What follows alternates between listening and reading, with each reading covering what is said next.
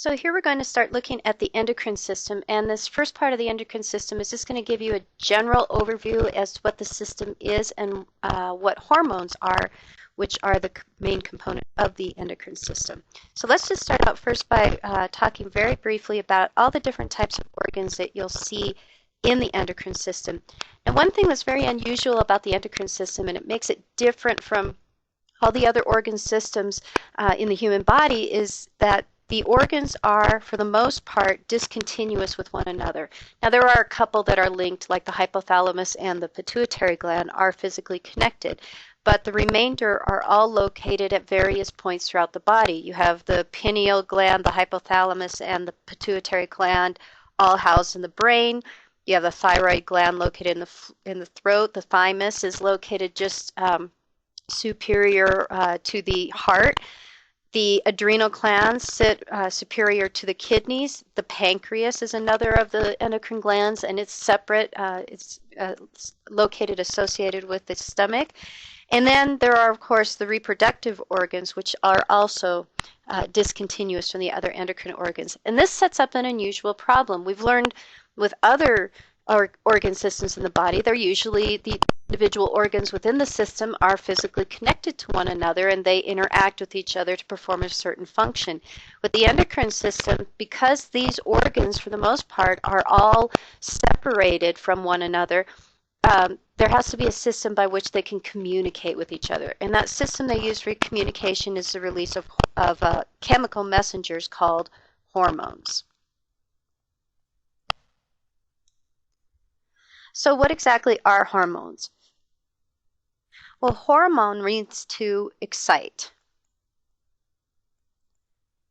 Now, another way of thinking that is that these simply are chemicals that elicit some sort of response from another cell. Kind of in the same way that neurons are able to excite other cells, such as another neuron or a muscle cell. Hormones have the ability to induce a response from the cell that it sends a signal to. Now, you're going to see a lot of times as we go through the names of hormones, you'll oftentimes see the word troph at the end of the hormone. And that word troph, I want you to just get used to knowing that that means to nourish, to grow, to change. We'll see it over and over again. So it's a good word ending to know.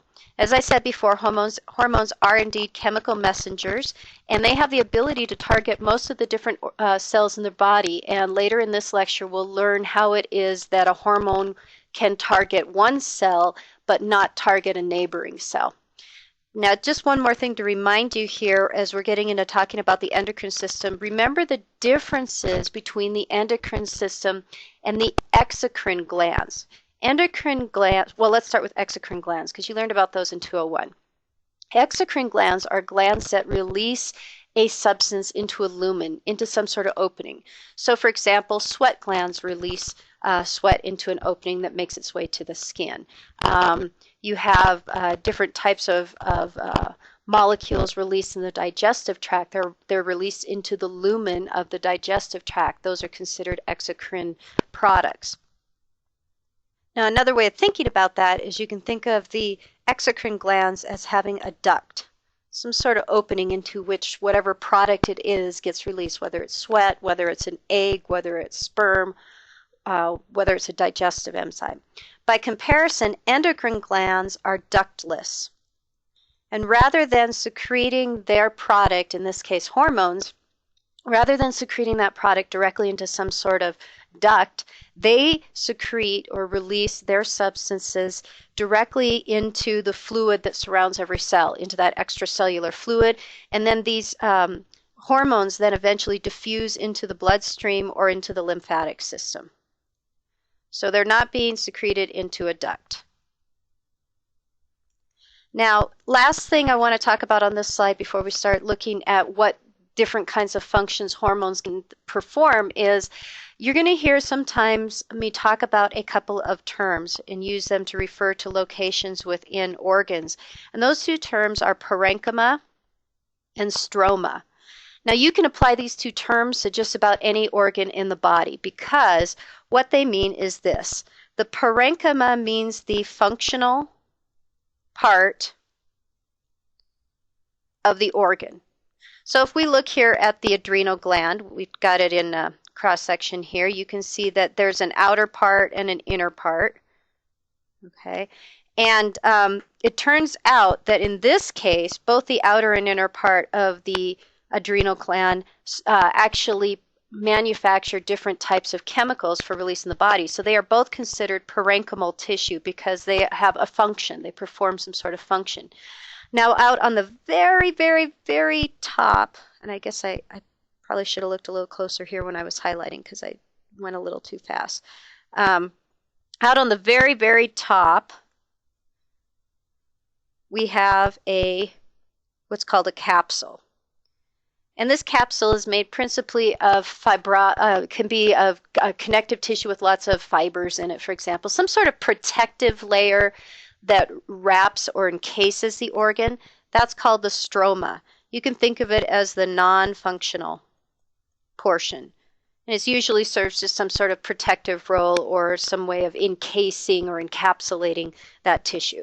So parenchyma is the functional part, stroma is the non-functional. So what are some of the different types of functions that hormones can perform in your body? They do a lot of different things for us. A big key one is they have the ability to impact the behavior of a cell. In other words, to alter that cell's metabolic activities. Maybe it turns on transcription or turns off transcription. Maybe it activates an enzyme that was previously inactive. These are different examples of ways we can alter the metabolism, and I've actually even listed a couple of them right here. Here's the stimulating the production of proteins and enzymes, activating and deactivating enzymes. Sometimes hormones help to alter the plasma membrane permeability so that items can move in and out of the cell more easily or not as easily. Sometimes they alter the voltage of the cell. They can also induce mitosis. So, for example, growth hormone is really critical during puberty because it stimulates rapid mitosis in a lot of locations in the body, for example, in the epiphyseal plate of the bones. And hormones can also induce the release of other kinds of molecules, be they exocrine molecules, things get released into a duct, or they can be endocrine molecules, in other words, other hormones. So lots of different effects that hormones can have, and we're going to be looking at those over the course of the next couple weeks. So one key thing to look at here very briefly is the idea that we have both an endocrine system and we have a nervous system. And if you think about everything that you've learned already about the nervous system, you know its principal role is to relay signals throughout the body, either to send information to the brain about sensory incoming information or to relay information from the brain out to the tissues to command things like skeletal or smooth muscle, etc. Well, the endocrine system also is about sending messages. It just does it in a little different way. So we need to compare these two so you can understand how they vary. Whereas the nervous system is really good at sending very rapid signals, the endocrine system is much more of a slowpoke. It takes a little longer for those hormones that get released to diffuse from the extracellular fluid and then into the blood or the lymph to then circulate around in the body and finally come into contact with the cell that they're trying to influence. So it's much slower than the nervous system messages. But the payoff is you can get a prolonged effect. In other words, a little bit of hormone can last for a long time in terms of its ability to signal cells in the body. By comparison, when a neuron, such as this cell right here, fires, it sends a signal. As soon as it's done firing, as soon as that action potential stops, no more neurotransmitter is released. So the signal is very short. It does not last a long time at all. Compared with hormones, we get a very prolonged response. Principally, these hormonal messengers are released into the blood if you're an endocrine gland. Sometimes they can go into the lymphatic system as well. By comparison, we know that for neurons, their signals get released into a synaptic cleft. Now, another interesting thing that makes the endocrine system unique from the nervous system is that the release of hormones can continue to influence the body for even as long as days to weeks. And the cells that are receiving that hormonal signal can adapt to that message and they can respond to the message. A lot of times, for example, let's say if you take a muscle cell, boy, if you send it a signal from a neuron, that muscle cell has only one option, contract. It doesn't have this ability to adapt. And we're going to see with hormones, some cells can, over time, elect to begin to ignore that hormonal message if they're getting stimulated too much, so they can adapt to hormonal levels. And lastly, endocrine effects are oftentimes very widespread in general throughout the body. We know with neurons we get high level of specificity. If I stimulate only one neuron, well, then only the cell that synapses with that neuron is going to be stimulated. By comparison, if I release hormone throughout the body via the blood, that hormone is going to circulate throughout the body, and any cell in the body that is sensitive to that hormone will respond to that hormone. Now, there are two general classes of hormones. There are what are called hydrophilic and hydrophobic hormones. And you need to go back and remember from your Bio 181 class the difference between these terms. Remember, hydro means referring to water. Philic means to love. So this is literally a water-loving molecule. Hydro, again, means water. Phobic means to fear. So these are water-fearing molecules, or ones that tend to be lipid-based. It's another way to put that. Or you can call them lipophilic. They love fat. They fear water. Okay, you can have a hydrophilic molecule, one that loves water. It would be lipophobic because it fears fat. So if you like one, you can't like the other. Now, as I said, there are two main classes of hormones, hydrophilic and hydrophobic hormones. And based on whether they tend to mix well with water or not, we're going to have to utilize some different mechanisms of transporting them in the blood, and we're going to have to use some different ways in which those hormones ultimately signal the target cell. So very briefly, if I have a hydrophilic hormone, that means one that is able to dissolve in water, usually has a lot of hydroxy ions in it somewhere, or hydrogen ions, so that it has an affinity for water.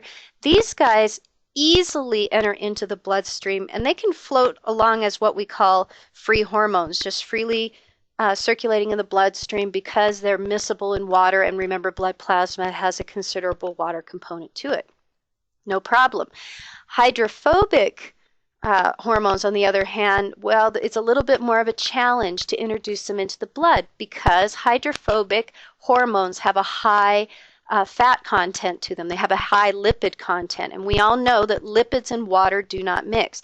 The blood is made principally, the blood plasma is made principally of water, so a fatty-based hormone is not going to dissolve in that water. It's going to be like a little fat globule if we were to just release it into the bloodstream. So to get around that, the body utilizes what are called transport proteins that are amphiphilic.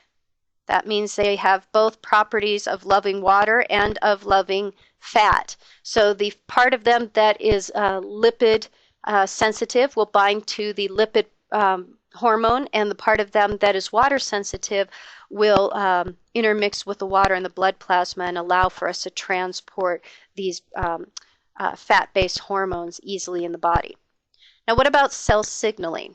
Once I finally get that hormone circulated around in the blood or the lymph, and I finally get to my target organ or my target cell, the cell that's going to be signaled by this hormone, I again run into a challenge of how do I interact with that cell if I'm hydrophilic and I'm a hormone, or if I'm hydrophobic and I'm a hormone. Well, let's start with hydrophobic because we were just talking about them. Hydrophobic hormones have a hard time floating around in blood plasma, which is made of water. So we had to have transport proteins to help with that. But when we get to actually interacting with the cell, these hydrophobic hormones actually have a pretty easy time of it because remember, the plasma membrane is made of phospholipids. So if I'm a lipid-based hormone, I can just move right on through that plasma membrane. Sometimes they even move through the nuclear envelope, which is another type of plasma membrane, and then they can directly influence the cell. Very rapid movement into the cell. Now compare hydrophilic. Remember, hydrophilic hormones floated around easily in the blood because they dissolve in water readily, but they get into trouble when they try to come up against the plasma membrane of a cell because that phospholipid bilayer prevents water-soluble items like these hydrophilic hormones from passing through. So water-soluble hormones, hydrophilic hormones, have to instead bind to a receptor that's on the surface of the cell and then use that famous secondary messenger system we've learned about previously when we were talking about the nervous system and neurotransmitters. We have to rely on that secondary messenger system in order to stimulate some sort of response by the cell. And usually, remember, the secondary messenger is usually cyclic AMP, although not always, but it's often the molecule cyclic AMP. Okay, on the next part of this lecture, I'm going to briefly introduce you to the three main types of hormones based on their chemical activity.